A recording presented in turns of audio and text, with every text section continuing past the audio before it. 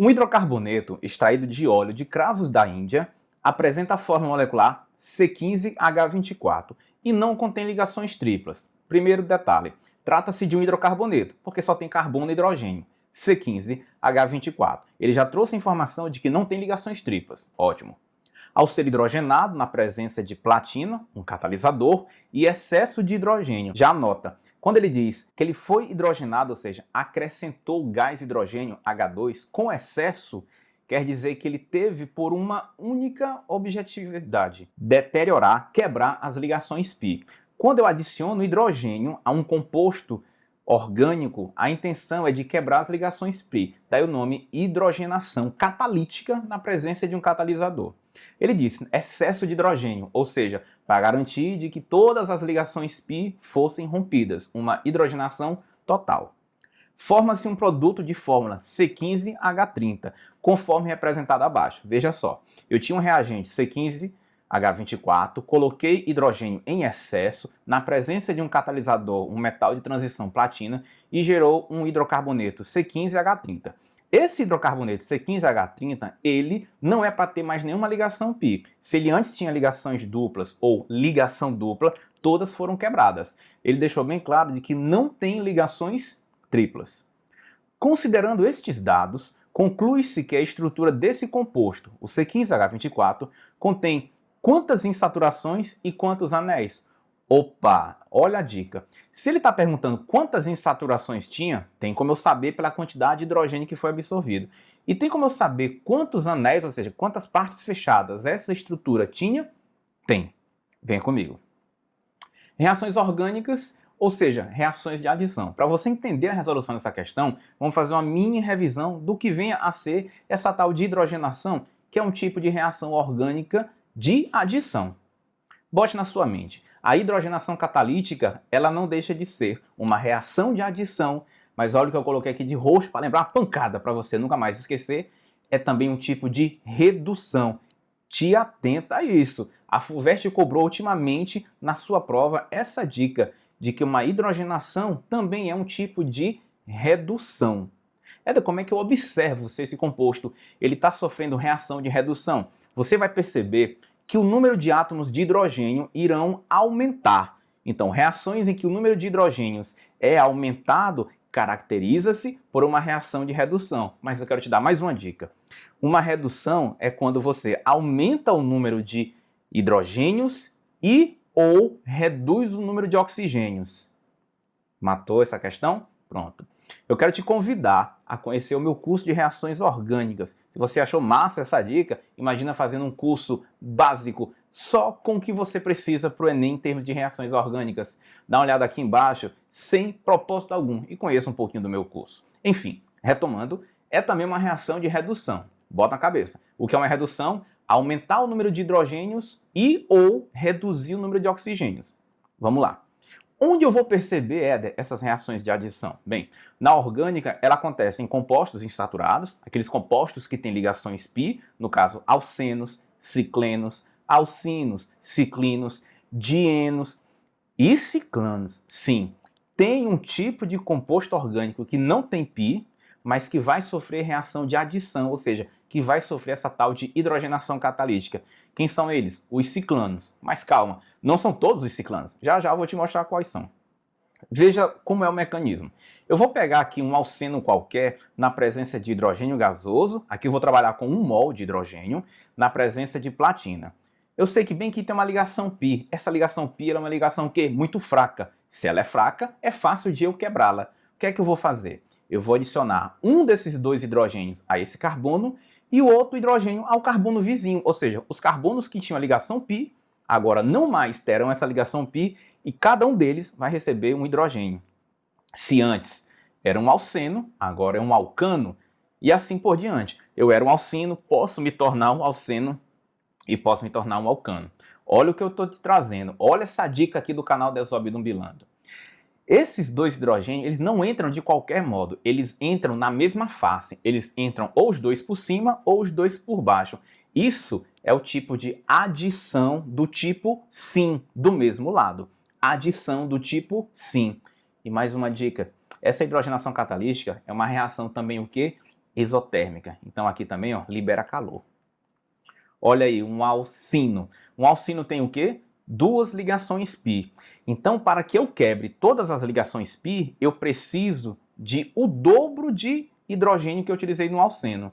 Você vai já perceber que para cada ligação π, ó, se eu quebrei uma ligação π aqui, eu necessitei de quantos hidrogênios? 2, ou seja, 1 mol do gás. Como aqui eu tenho duas πs, eu vou quebrar em etapas. Ó. Acrescento um hidrogênio aí e outro aqui. Eu me transformo em um alceno.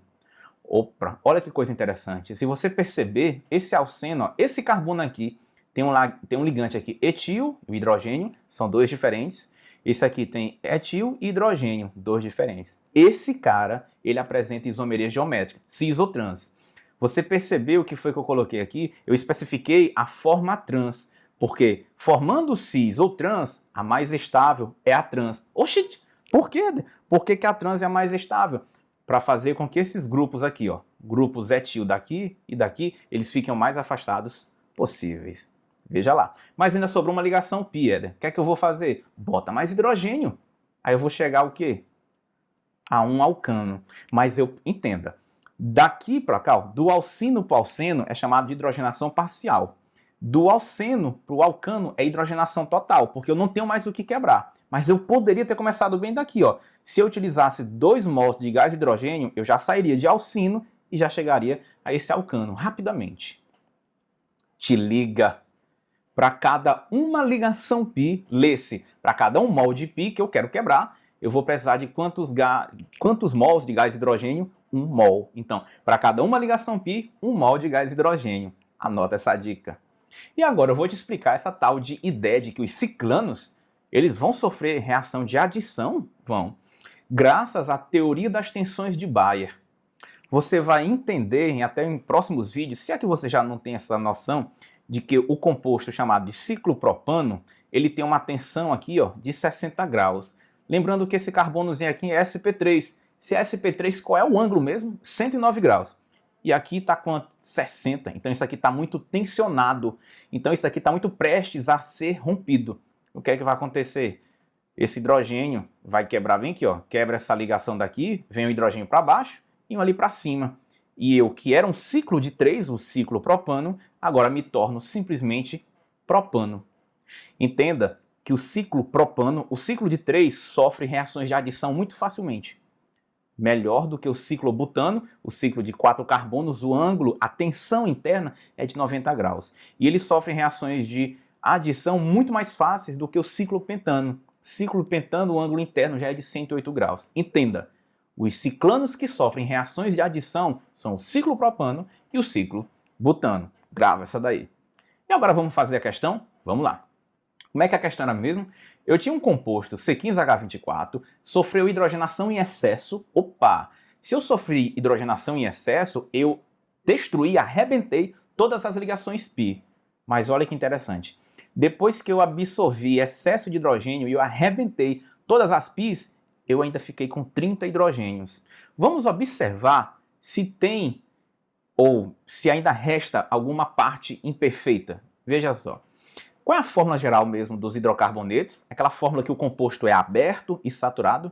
É CnH2n mais 2, que é exatamente a fórmula geral dos alcanos. Veja só. Se eu sou um alcano de 15 carbonos e se eu for aberto e saturado, a minha fórmula geral era para ser C15H32. Só que, infelizmente, mesmo depois de eu hidrogenando, ora, se eu era um composto insaturado, se eu sofri hidrogenação total com excesso de hidrogênio, era para eu me tornar um alcano. Ou seja, era para ser C15H32. Só que esse cara, ele não é um alcano completo, porque ainda ficaram faltando, perdão, 2 hidrogênios. Ó. Era para ser 32, mas eu só consegui chegar até quanto? A 30. Então está faltando 2 hidrogênios. Se você tem noção do que nós chamamos de índice de deficiência de hidrogênio, você vai já sacar. Mas eu vou te explicar mais facilmente. Olha o que é que aconteceu. Se você lembra que para cada 1 mol de ligação π, você absorve 1 mol de gás hidrogênio, veja só.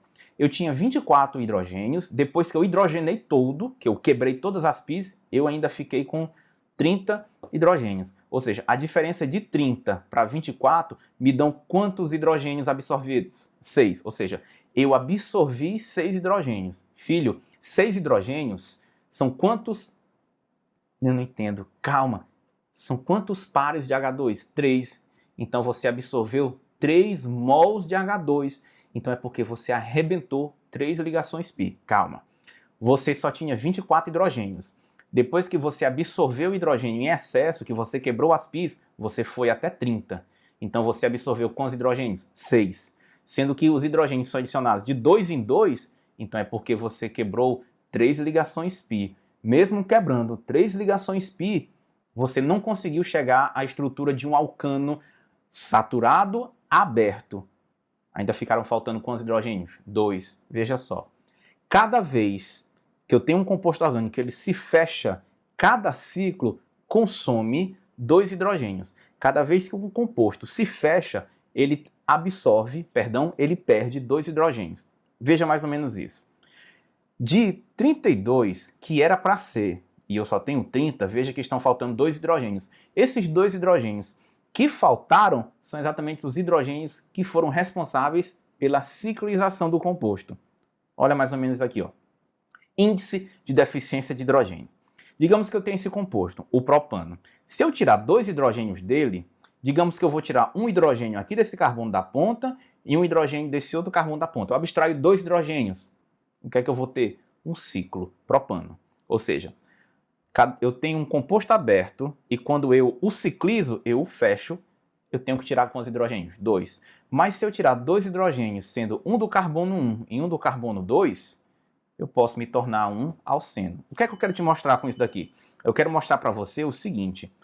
Cada vez que eu formo uma ligação π ou que eu fecho, eu tive a abstração, a perda de 2 hidrogênios. Como ele passou hidrogênio em excesso, ele vai sofrer somente o quê? Ele vai sofrer com as π's, ele vai quebrar as π's. Ou seja, ele absorveu tanto hidrogênio que ele arrebentou todas as π's, mas ele não consegue quebrar o ciclo. Éder, mas aqui, será que aqui não tem um ciclo propano? Não dá para eu saber isso. Era para chegar C15H32, ele só chegou até C15H30, ou seja, esses 2 hidrogênios aqui, ó, que faltaram exatamente os 2 hidrogênios para formar um ciclo. Vamos imaginar que aqui faltassem 4 hidrogênios, 2 ciclos, e assim por diante. Então, a resposta da questão é, nós temos 3 ligações π e um ciclo. Eu sei que essa questão ela parece um pouco confusa, mas é só você entender o seguinte. Passou hidrogênio em excesso, quebra todas as π's. Era para chegar até 32. Por quê? Porque era para saturar o composto todo. Então, quebrou todas as π's, então eu torno um alcano. Mas só que esse alcano, infelizmente, ele não é aberto. Por quê? Porque ficaram faltando 2 hidrogênios. Era para ser 32, mas eu só cheguei até 30. Então, esses 2 hidrogênios que faltaram são os 2 hidrogênios que você percebeu aqui, ó, responsáveis pela formação de qualquer ciclo. Não importa o tamanho do ciclo. Quando eu o formo, eu abstraio 2 hidrogênios da estrutura. Repito, se aqui faltasse ainda 4 hidrogênios, 2 ciclos. 6 hidrogênios, 3 ciclos. E assim por diante. Eu espero que você tenha gostado, que você tenha atendido e que essa aula vale a pena o seu gostei aqui. Então, vamos em frente, porque atrás de vocês tem muito concorrente. Até mais!